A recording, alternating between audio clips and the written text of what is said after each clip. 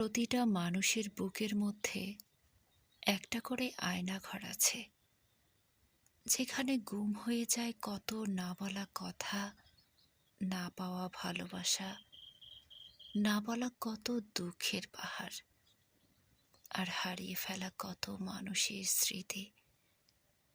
আরও থাকে এক বুক অভিমান, অনুযোগ, খুনসুটি।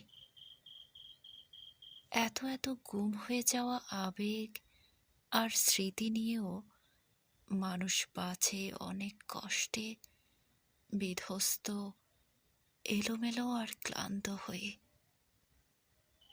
স্বৈরাচারীর পতন হলে লুকোনো অনেক কিছুই উন্মুক্ত হয়।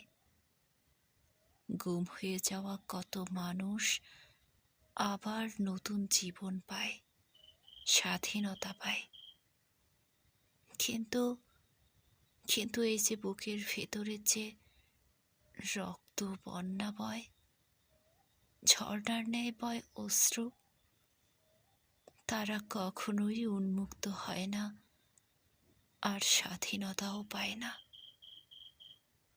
কেউই খোঁজ পায় না, কেউই কখনো জানতেও পারে না ঠিক কতটা ডুকরে কেঁদে কেঁদে রাত পার করেছে একটু আনন্দ আলোর অপেক্ষায়।